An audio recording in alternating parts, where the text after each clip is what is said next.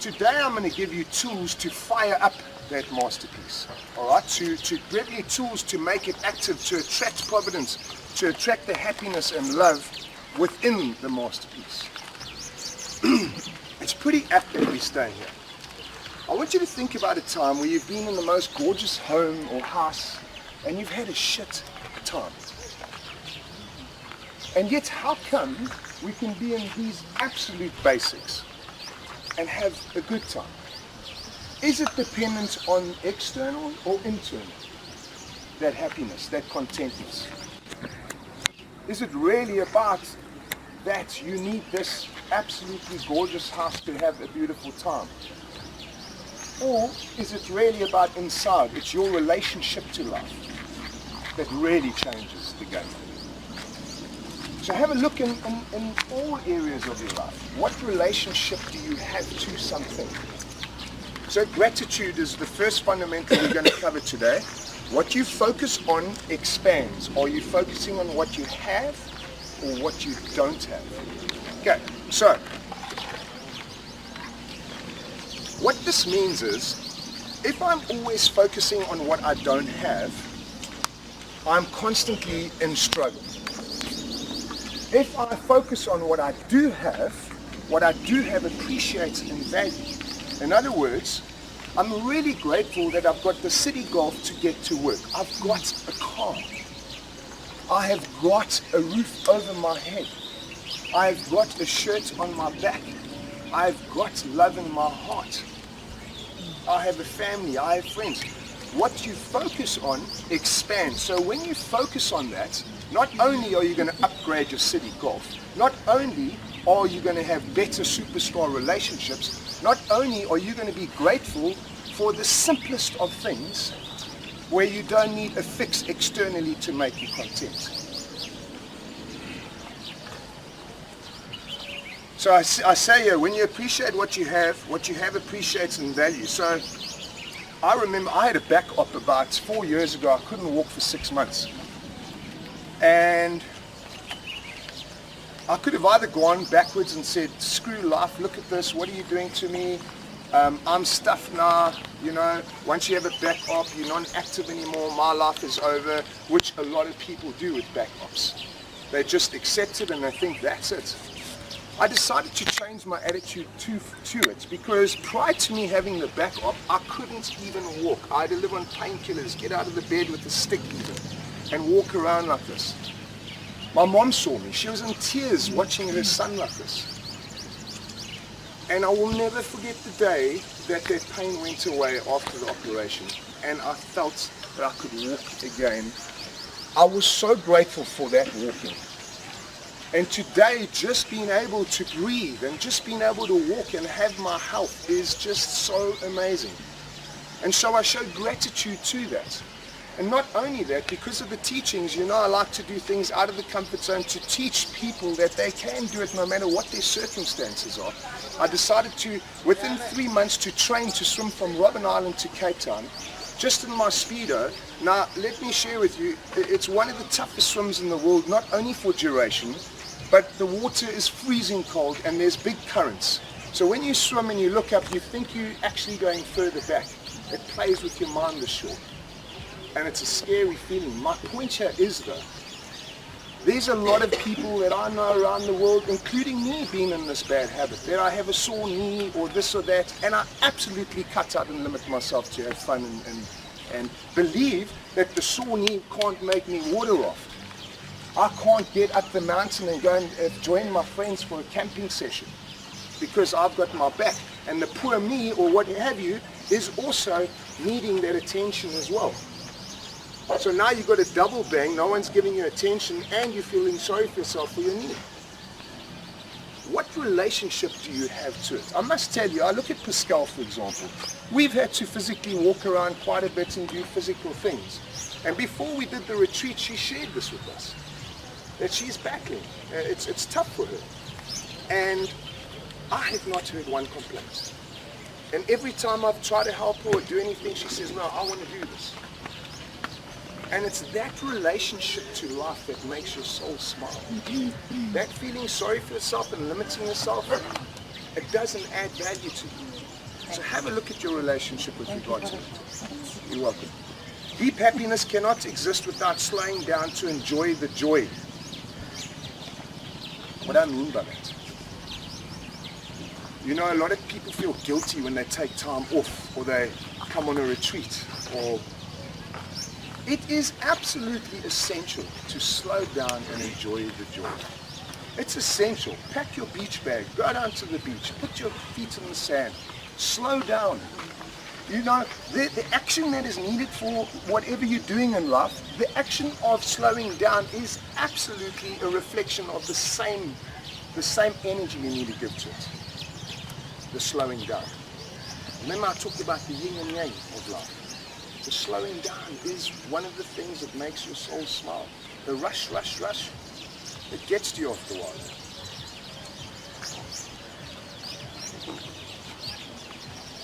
So I'm asking you now, what are you truly grateful for in your life? You don't have to answer this. Do you show gratitude? Do you build it into your holy hour? Ever since I started showing gratitude to my back that I couldn't walk, it's healing and healing and healing and healing. I got over the swim and now I do all sorts of things. The doctor said I wouldn't be able to do it. But my attitude towards it and my relationship said, I saw guys, because you know, when you're going for a backup, you do a bit of research. I found one or two of my friends that have had it. And these guys have gone back for their 6th op. Because they're focusing on something doesn't really feel right, you know, and then they go back. They don't train their stomach muscles or anything. They go back, have another op. Then they say 2 things aren't feeling right. And it really becomes this chasing, and it doesn't stop. Right now, what is it that you're truly grateful for in your life? Build it into your holy hour. I remember telling you a story. So I ended up in New York, and I was completely homeless. One person offered me a place on their couch with this type of attitude. Hey bro, if you need a place, no, sorry. Where are you staying tonight? No, I don't have a place. Well, listen here, at the absolute last resort, if you really need a little couch to sleep on, I might consider it. And that just triggered me off. Fuck this, into the park with my bags. And I stayed there for just over 8 months. In the park? In New York. Homeless. In the park, all sorts of areas. I got to know... By choice? By choice. Because nothing was happening to me. I didn't have family, I didn't have friends, I had nothing. My visa had expired. And but something kept me there though. Something kept me there. And let me tell you now, it's probably one of the biggest, beautiful experiences I've ever had in my life. Like-minded people like us in the streets. At night we used to get around in Washington Circle, it's right there by NYU, sit around at night, play the guitar, play music. They taught me all the ins and outs, where the best corners is to get a quarter or so. They taught me the best places to go and brush your teeth, like run into this restaurant, this guy's always busy in the back there, so run in there. On times I'd be brushing my teeth and being pulled out by my pants with my wet rugby bags outside because it had rained on them all night. I used to sleep in stairwells and, you know, the fire hydrant stairwells. And when I hear the squeak with the door opening, like so, up bags gone, down the thing. Oh no, it wasn't. Come back, try and sleep. I used to go to Starbucks and look at the cups, check the refill ones out, take them out the bin, stand in the line. Hi, yeah, can I have a refill please? Get refills, no jokes. One particular evening, I was walking down the street and I knew in my tummy something was going to happen to me. I had this like instinct about it. I was petrified. And this particular evening I was battling to find a place to sleep. And I'm walking down, I remember the sun going down, it started getting cold, and I started going into my head thinking, what am I going to do, eh? And this guy comes running out the side of this little alleyway, like in front of me, and he slides. Have you watched Kramer, Seinfeld? Yeah. You know Kramer, the mad guy, right? Yeah. Identical to that guy. He comes screaming out in front of me. He says, I'm sorry, I'm from the Bible, I'm here to save you. I'm like, oh my God, this is the last thing I need. This crackhead in my space, I'm looking for a place. He says, no, look me up in the Bible. I'm here, you're in trouble. I'm here to save you. I couldn't believe it. And I felt that I needed saving at that stage. I don't need spiritual or religious. I needed a place to stay. He said, come with me. And I remember I looked up in the stars and I thought, just show me a sign that this is right. So I'm petrified. This guy might chop my legs off when I'm sleeping, or like New York's wild, eh? And I don't know where he's taking me. And I looked up and I said, God, like, give me a message, a shooting star or something. Nothing came. And I thought, fuck it, I'm going with you. Thank you, my brother. And I walked with him. He took me to one of the these big buildings in New York. He was the janitor. He swept around the building, you know, like made it clean outside. He slept under the building, right? We had, you know, the pillows. So in New York they have pillows, so because of the earthquakes, there's springs built into the pillows. So the thing is this high. He says, come, my brother. I walk in under this thing. We get into this little cubicle. I'm not joking. It's about from the party to me, about this big. He says, there's your bed. It's a chair. Right? I put my bags down. He says, put your legs up because there's rats at night. But you are safe, my friend. I have got you in my heart. You sleep. You are safe here. He said, and you can stay here as long as you want. And that night, I didn't sleep 1 second. Not at all. I was petrified. Cut a long story short, I ended up staying with him for 3 weeks and had the most fantastic time. And to that date, I will always remember the gratitude of having a roof over my head and love from somebody else. Just his love to me was so beautiful. And today I wake up every morning and I pray and I say, thank you for the roof over my head, the shirt on my back, the love in my heart, and the food in my tummy. That's all you need in life. And if you focus on those little gratitude things, that appreciates in value. Like the experience you have with a friend, that love becomes more of a value versus just brushing it off. I've got to do this, I've got to do that. Slow down, show gratitude. It expands your heart and your soul. It works with you.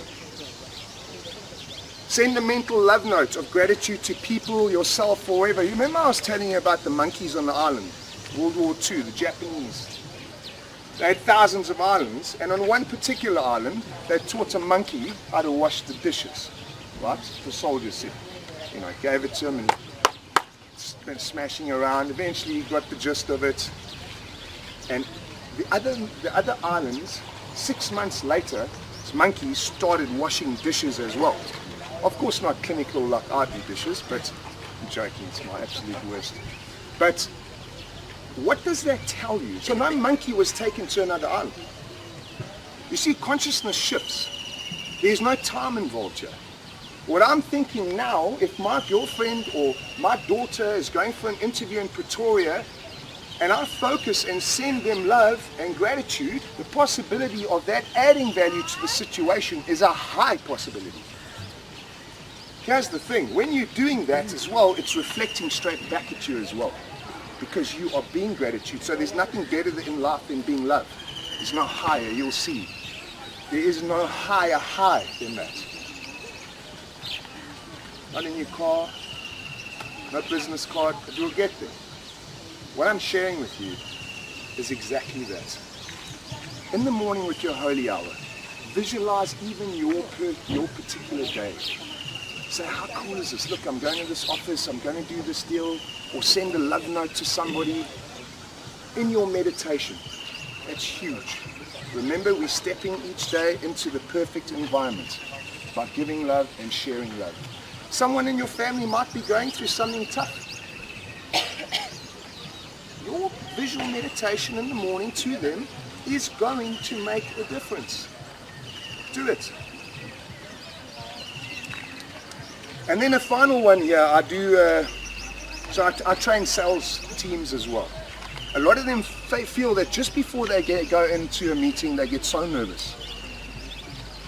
And so the one exercise I teach them is when you inhale your breath, so when you inhale, remember I said to you who gave you that last heartbeat?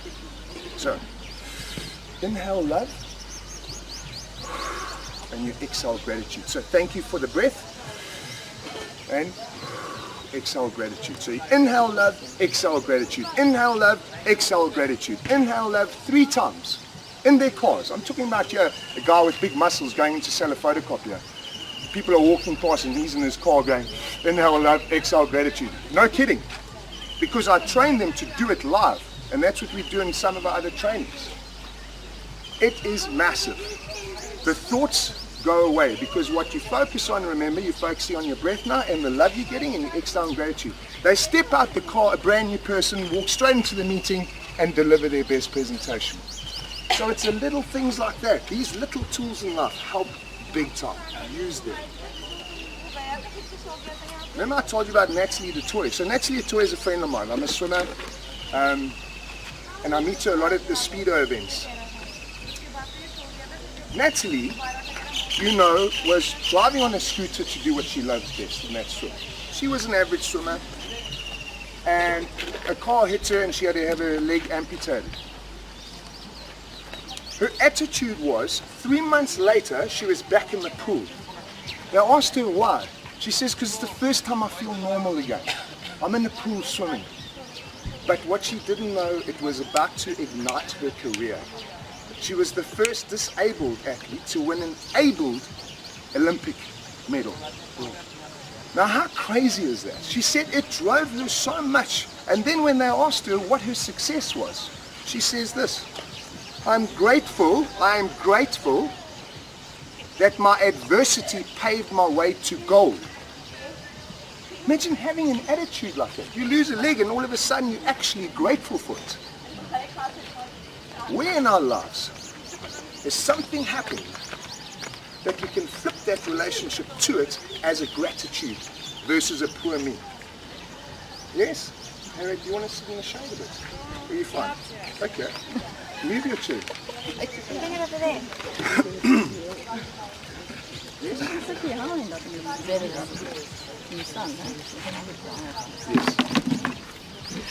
So, that's gratitude. And you know my one where I say that you can't be happy in a bigger apartment if you're not happy in a small apartment. Have you had those things where you say, hey, when I get here, I'm going to be happy, and when you get there, that after a while, the honeymoon period goes away and you're back in square one, no matter how many apartments you're in, and etc., etc., etc.